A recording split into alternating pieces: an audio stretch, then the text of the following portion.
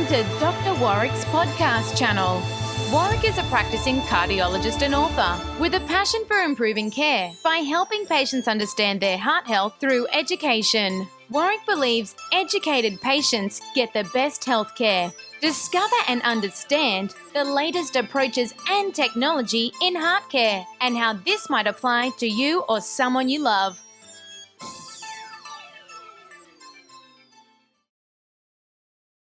Hi, my name's Dr. Warrick Bishop and welcome to my podcast and videocast channel and welcome to the Healthy Heart Network. Today I'd like to talk a little bit about what happens if the valves of the heart stop working.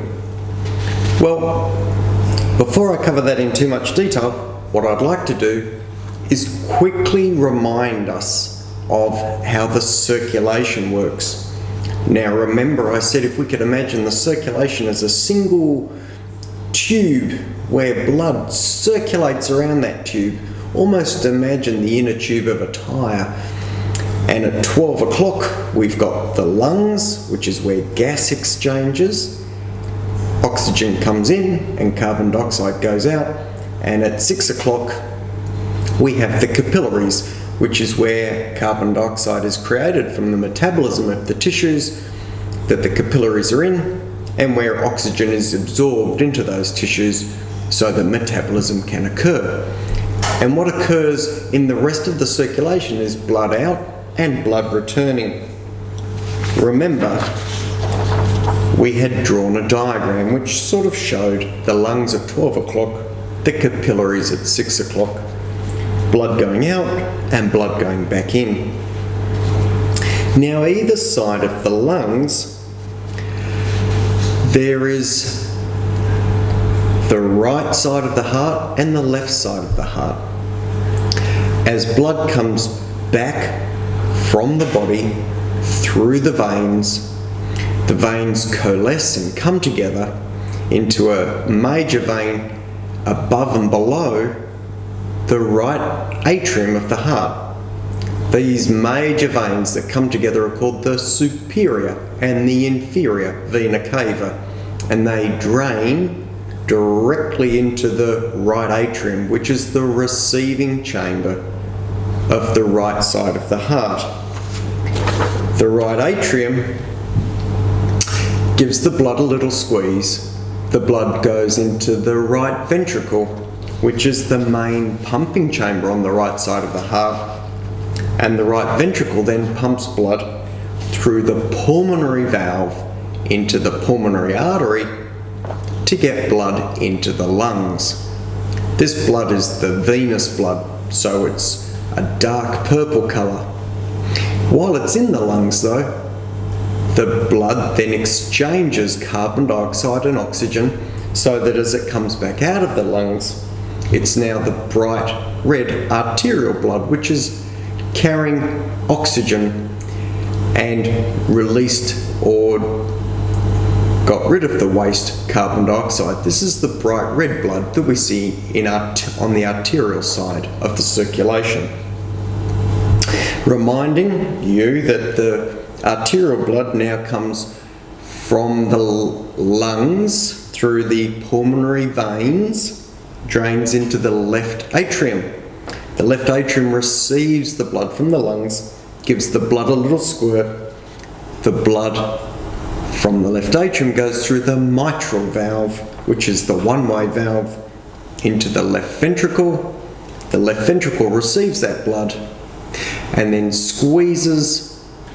The blood goes out the one-way valve into the aorta, and that oxygenated blood, that bright red blood, then begins its journey around the circulation. So if we reflect on that circular flow and the heart really having two major sides, the right side and the left side, and each of those sides having a pre-pumping chamber and then a main pumping chamber, then at each of these junction points where there's contraction occurring, there's a one-way valve They're the valves of the heart. In order, they're the tricuspid valve, pulmonary valve, mitral valve, and aortic valve. But it turns out that from a clinical perspective, or from the perspective that's most likely to affect you, we tend to see the valves affected in the reverse of that order. So the aortic valve, then the mitral valve, then the tricuspid valve, then the pulmonary valve tend to be affected in that order in the clinical situations that we tend to deal with in our cardiological practice. Now, when a valve fails, it can fail in two ways. If we think about it, it's very simple to understand.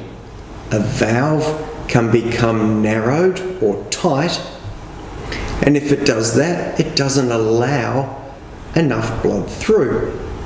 It becomes a blockage in the system. The other way a valve can fail is if it doesn't do its job properly, if it leaks. So if our one-way valve lets blood through, but then when it closes, it doesn't close properly, or for some reason doesn't do its job properly, then blood leaks back from whence it came.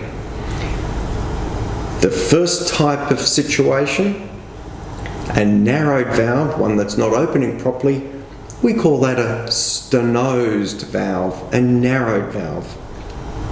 A valve that doesn't close and allows leakage of blood back, we call that a incompetent valve. It's not doing its job. It is incompetent in what it's meant to be doing. We also call that a regurgitant valve. It's regurgitating blood. So two ways a valve can fail. Let me talk about the aortic valve first of all. What I will say, before going into too much detail about these valves, is that in general terms, if we see a valve fail suddenly, it's normally a regurgitant failure.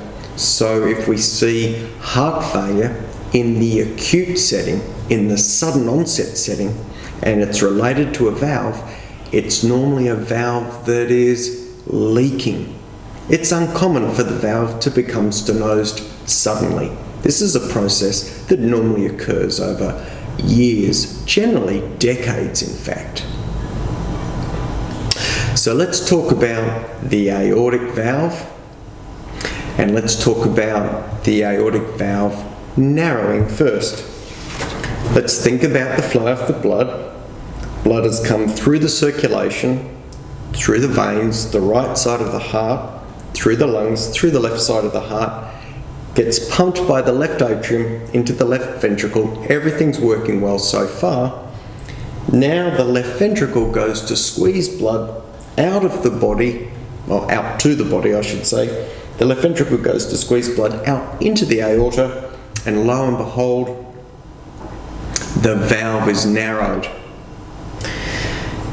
Now, the narrowing can be to different degrees, and we like to measure exactly what sort of degree of narrowing is occurring, because we know once the narrowing gets to a certain level, then that valve is critical and that valve needs to be replaced. So there are two things that we try to understand as we're doing our ultrasound assessment of a valve that's narrowed. The first is that we try and measure the area of that valve. We try and understand exactly what the cross-sectional area is of the narrowed valve so that we can compare that to what would otherwise be a normal area. Once the valve area of the aortic valve is getting less than 1 centimetre squared, we start to get pretty concerned. We're able to do those calculations and measurements from some of the clever techniques we use with echocardiography, where we can measure the size of the aorta and we can measure flow velocity through the narrowed area, and we can compare that with the other side of the heart so that we can compare flow on the left side with flow on the right side of the heart. And by comparing those two flows and knowing they're going to be equal, we can start to make a calculation of the area that's occurring, or the area that's functional of a stenosed or narrowed aortic valve. The other thing that we measure is the pressure gradient across the valve. Now, this is something that's really important to understand because we talk about these pressure gradients all the time.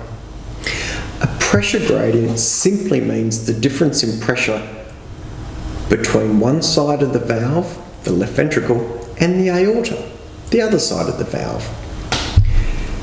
To make that easy to understand, if there was a zero gradient, then the pressure in the left ventricle would be exactly the same as the pressure in the aorta. Now, how do we make that all add up? Well, the pressure in the aorta should be the same as the pressure in the artery in the arm. So if we were to measure someone's blood pressure, and that blood pressure was 120 millimeters of mercury, then we would know that the pressure in the aorta was 120 millimeters of mercury at systole, which is when the heart's contracting. And if there was a zero gradient over the valve, then the pressure in the left ventricle would be 120. So no pressure gradient over the valve. Now, if we then think about increasing a gradient over that valve, then what we're talking about is the narrowed valve leading to a failure of all the pressure in the left ventricle going into the aorta. So now, let's say that the pressure in the aorta remains at 120, but now the pressure in the left ventricle is, let's say 200. So let's think about the left ventricle, let's think about the aorta, and let's think about the valve and the blood pressure that we measure in the arm.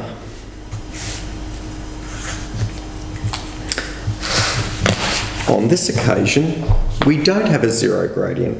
On this occasion, the pressure in the aorta is 120. This is the pressure that the body wants to continue to maintain for optimal function. The pressure in the aorta is 120, therefore the pressure in the arm, pretty well equivalent, and that's because of transmission of that pressure through the fluid. So pressure in the arm 120, pressure in the aorta 120, but because the valve is thick, the ventricle has to pump at 200 to achieve that pressure of 120 in the aorta. With the ventricular pressure being 200 and the aortic pressure being 120, then the pressure drop due to the valve is 80 millimeters of mercury. That means that the pressure gradient over the valve is 80.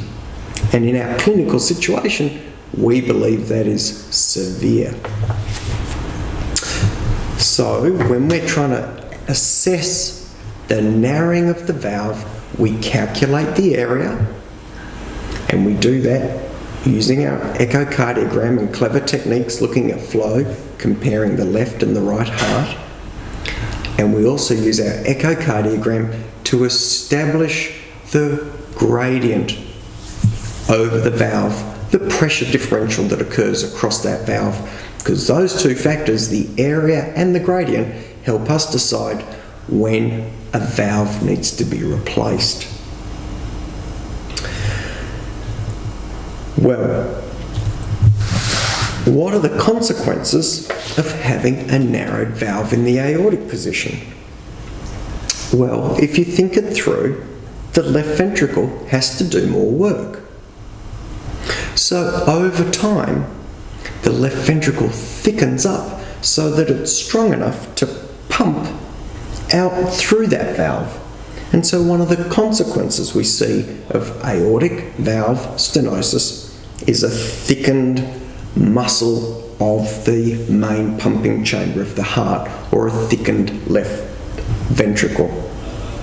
That same pressure, of course, is exerted back on the mitral valve, and sometimes can impact the mitral valve as well, because it puts pressure on there. And you can imagine that if the left ventricle is squeezing really hard to try and get blood to go out the forward way, it can also be squirting blood backwards and putting pressure on the mitral valve, so it becomes regurgitant, while the aortic valve is stenotic.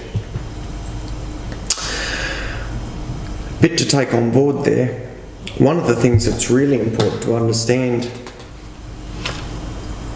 with the timing of valve surgery is that we want to keep a close eye on how patients progress in terms of their symptoms and the severity of their valve. And this is the same for all valves. And there's really a simple way to break down the way we consider that. And we consider that in terms of severity and timing. And what we know is that with time, most valves will gradually worsen. So the stenotic aortic valve that we're talking about will gradually worsen. And we will want to monitor that closely. But it's really important we understand that that monitoring is so that we can pick the best time to change or repair that valve. We can do it too early. Now, if the gradient over the valve was low, if the area of the valve was only slightly reduced compared to a native normal valve, and we look to replace that valve, then that would be too early, particularly if the patient didn't have any symptoms at all. Too early means that we're putting in a new valve when the existing valve is not that bad. Well, too early runs the risk that you may well run the complications of the surgery without making the patient feeling any better. So we don't want to be doing people too early. Sometimes we can leave things too long.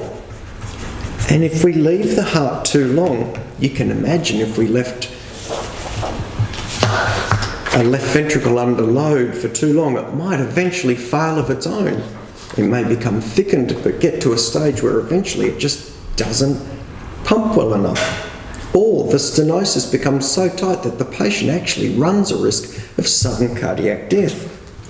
If that's the case, if the muscle of the heart doesn't recover after surgery, if the patient has unacceptable risk of consequences or symptoms from the tight valve, then that's too late in terms of our timing. What we really aim for is a bit of a Goldilocks spot where it's just right, where the patient is starting to get symptoms, where the valve is severe enough that we know if we replace it, we will give them a better valve hemodynamically, and where we know that the risk of surgery is now less than leaving the valve as it is. So it's really important we get that timing right. I'm going to talk lastly about a leaking aortic valve. In fact, what I'll do is I might stop there because we've covered quite a lot. I might talk about a leaking aortic valve, the mitral valve next time, and the right heart valves. We've covered quite a lot. The detail around understanding what goes on with valves as they fail and how that impacts the heart is really important, and it's really common. I hope some of the information I've shared with you today makes sense. If it doesn't, let us know. If you have any thoughts about future topics, please let us know. I'm going to wish you the very best for now, and of course, until next time, good health and goodbye.